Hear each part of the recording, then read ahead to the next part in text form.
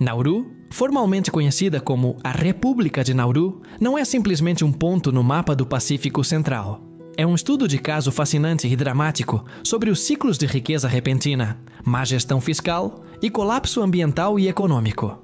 Esta minúscula ilha de coral fosfatado, que abrange apenas 21 km², detém a singular honra de ser a república independente mais pequena do mundo, em área e população, com aproximadamente 12 mil habitantes, e o único país que carece de uma capital oficial, embora a área de Yaren funcione como sede de facto do governo, abrigando o parlamento, o aeroporto e a maior parte dos escritórios estatais. A história de Nauru é uma parábola econômica moderna, de proporções quase míticas, que passou de uma opulência inimaginável, baseada inteiramente na extração do seu solo, a uma crise fiscal e ambiental quase total. Durante um breve período, entre as décadas de 1960 e 1980, foi considerada a nação com o produto interno bruto per capita mais alto do mundo. Um país de milionários, financiado pelo guano fossilizado. Dê like, se inscreva e compartilhe. Comecemos! Nauru é a terceira nação mais pequena do mundo em área total, superada apenas pela cidade do Vaticano e Mônaco. Sua topografia, originalmente a de um atol de coral elevado, foi marcada irreversivelmente pela atividade humana.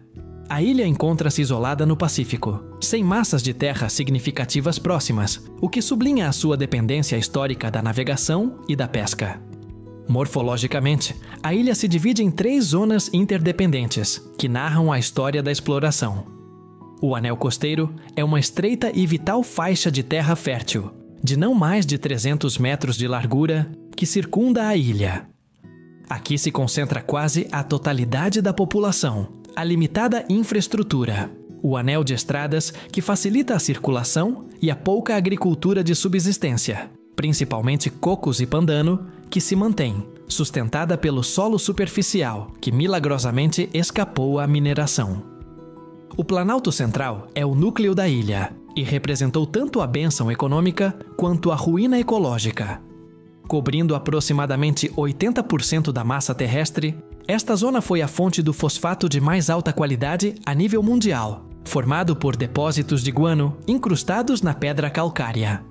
A Lagoa Boada é um pitoresco e pequeno lago de água doce, de origem salobra, localizado no centro-sul da ilha, que se formou na depressão do Planalto.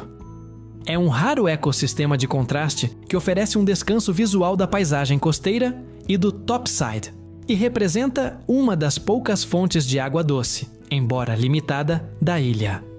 Hoje, depois de mais de um século de mineração a céu aberto, o topside é uma paisagem lunar de devastação, um testemunho de como a ambição econômica superou a sustentabilidade. A característica geográfica mais distintiva e sombria de Nauru na atualidade é a consequência direta da mineração a céu aberto. Décadas de extração de fosfato removeram a camada superficial de terra, o único solo fértil da ilha, deixando a descoberto uma paisagem que a ciência cataloga como pós-apocalíptica, um labirinto de pináculos de pedra calcária kárstica. Estas agulhas de rocha dentadas, algumas de até 15 metros de altura, são os esqueletos calcários que restaram depois que o fosfato foi extraído das suas fendas. Criam uma selva de pedra, intransponível, inútil para a agricultura ou a construção, e completamente estéril. A vegetação nativa foi erradicada, convertendo o grosso de Nauru em um testemunho físico da fragilidade ecológica e o custo ambiental de um auge econômico baseado na exploração total de um único recurso.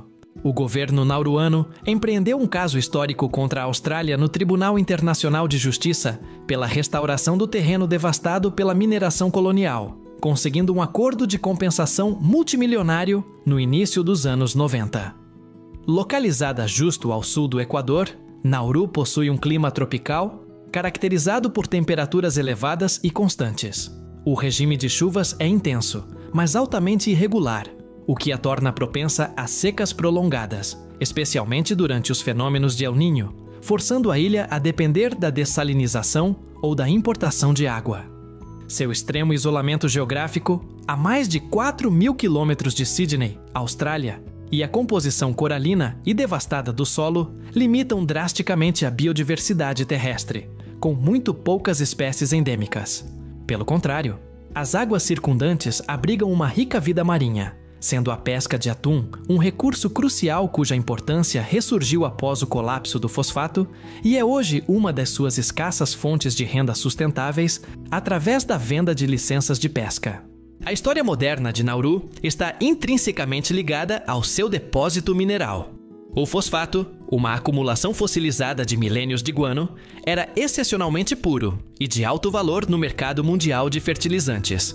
Após obter a sua independência em 1968 e nacionalizar a lucrativa indústria na década de 1970, Nauru, com a sua diminuta população, experimentou uma explosão de rendimentos per capita que não tinha paralelo no mundo. Durante um breve período, foi indiscutivelmente considerada uma das nações mais ricas do planeta, em termos per capita. A riqueza financiou um estado de bem-estar total e excessivo que, ironicamente, levou à complacência e à crise social. Os cidadãos nauruanos desfrutavam de uma vida sem impostos pessoais, já que o Estado era financiado exclusivamente com os royalties do fosfato. A atenção médica, a educação, o alojamento e até o uso de eletricidade e água eram completamente gratuitos. Dê like, se inscreva e compartilhe. A renúncia à agricultura e à pesca tradicional em favor de produtos importados definiu uma cultura da importação, que incluiu a importação total de veículos de luxo e a compra de propriedades imobiliárias custosas no estrangeiro, particularmente na Austrália, para gerar rendimentos futuros. Com a previsão de que o recurso se esgotaria, o governo estabeleceu o Fundo Fiduciário de Rendimentos de Fosfato de Nauru, concebido para assegurar a prosperidade da nação uma vez finalizada a mineração.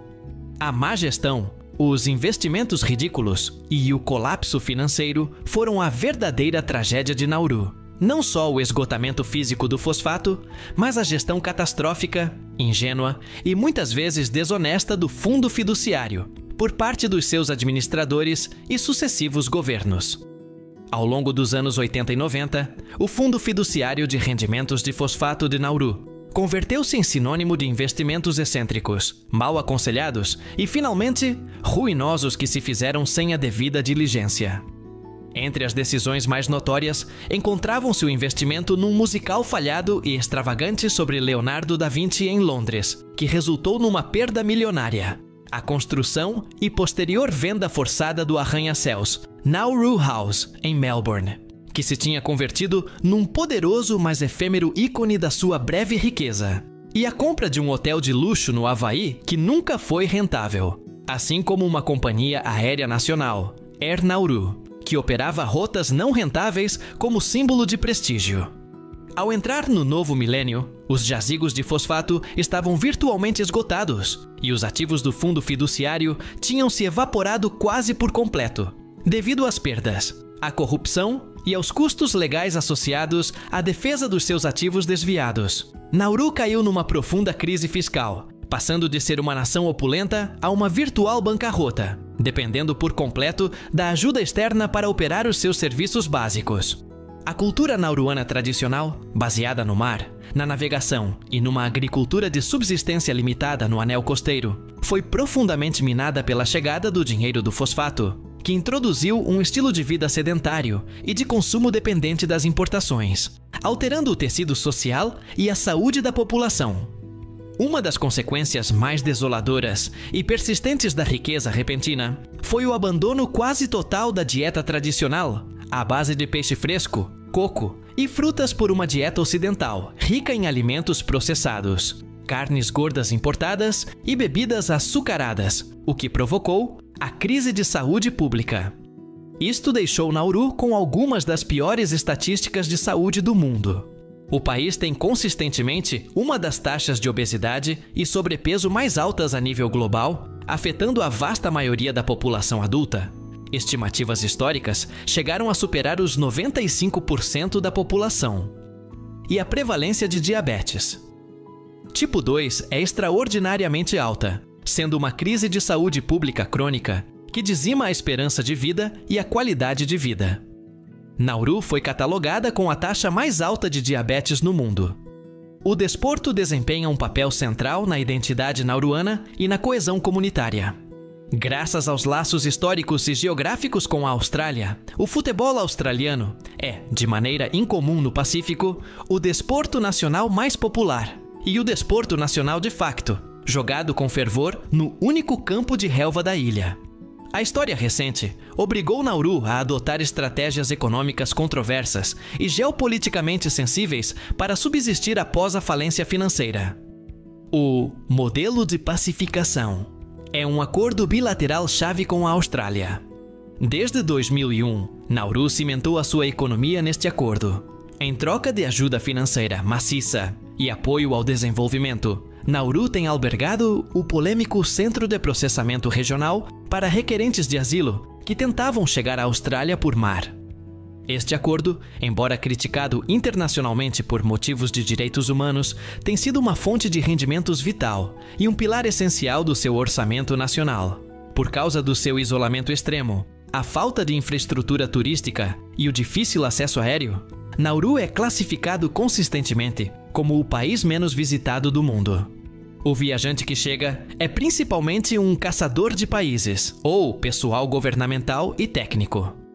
Uma bandeira com significado cifrado é o seu design. O campo azul representa o vasto Oceano Pacífico.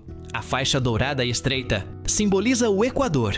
E a estrela branca de 12 pontas indica a posição de Nauru, justo ao sul do Equador, e representa os 12 clãs nativos da ilha que fundaram a nação. Nauru é muito mais do que um ponto geográfico. É um microcosmo que encapsula as armadilhas fatais da dependência de recursos, a corrupção, a má gestão financeira e a destruição ecológica à escala nacional. A sua história é um aviso global contundente sobre a sustentabilidade e a necessidade de diversificação econômica face aos recursos finitos. Apesar da devastação ambiental, que inutilizou a maior parte da sua superfície, e do colapso financeiro, que dizimou a sua riqueza, o povo nauruano tem demonstrado uma inquebrantável resiliência e uma forte identidade cultural. A nação continua a lutar para forjar uma economia sustentável através de serviços financeiros, venda de licenças de pesca e acordos geopolíticos, buscando ao mesmo tempo a titânica tarefa da restauração ambiental. Visitar Nauru é embarcar numa viagem de compreensão profunda sobre como a geografia, uma economia extrativa descontrolada e a política global moldaram e quase destruíram a identidade de uma nação insular diminuta, mas com uma história monumental. Dê like, se inscreva e compartilhe.